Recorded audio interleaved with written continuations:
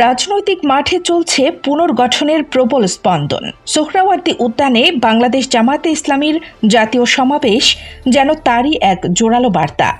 যদিও আয়োজক জামাত আর বক্তৃতা ও উপস্থিতিতে প্রাধান্য পেয়েছে সমমনা ইসলামপন্থী দলগুলো, তবে প্রশ্ন একটাই, এটি কি কেবল রাজনৈতিক পুনর্মিলন নাকি বিএনপিকে বাইরে রেখে এক নতুন রাজনৈতিক মেরুকরণের সূচনা?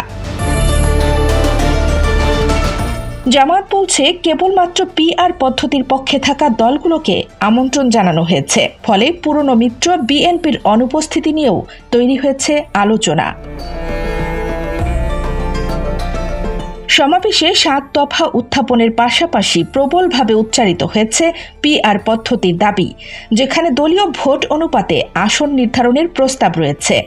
বক্তারা মনোনয়ন বাণিজ্য, কালো টাকা ও পেশি শক্তির অপব্যবহার বন্ধে এই ব্যবস্থাকেই সমাধান হিসেবে তুলে ধরেছেন। এই সমাবেশে আবারও স্পষ্ট হয়েছে জামাতের রাজনৈতিক অবস্থান, একদিকে ফ্যাসিবাদ বিরোধী লড়াই, অন্যদিকে ইসলামী বিপ্লবের আকাঙ্ক্ষা। বক্তব্যে উচ্চারিত হয়েছে কোরআনের আইন প্রতিষ্ঠার কথা, তৌহিদি জনতার বিজয়ের স্বপ্ন। অনুষ্ঠানটির মাধ্যমে জামাত যেন ইসলামপন্থী দলগুলোর এক বৃহত্তর ঐক্য নির্মাণের চেষ্টায় নেমেছে। অতীতে যেসব দল ও গ্রুপের সঙ্গে মতানৈক্য ছিল তাদেরও মঞ্চে দেখা গেছে। রাজনৈতিক বিশ্লেষকদের মতে বিএনপি পারত এমন একটি জাতীয় সমাবেশ আয়োজন করে জুলাই বিপ্লব পরবর্তী রাজনীতিতে নেতৃত্বে আসতে, কিন্তু সে সুযোগ তারা নেয়নি। ফলে নেতৃত্বের জায়গায় এখন জামাত। এখন প্রশ্ন, এই নতুন মেরুকরণ কি রাজনৈতিক সংঘাত বাড়াবে নাকি নিয়মতান্ত্রিক প্রতিযোগিতার পথে হাঁটবে দেশ? সবকিছু নির্ভর করছে বিএনপির পরবর্তী পদক্ষেপের উপর।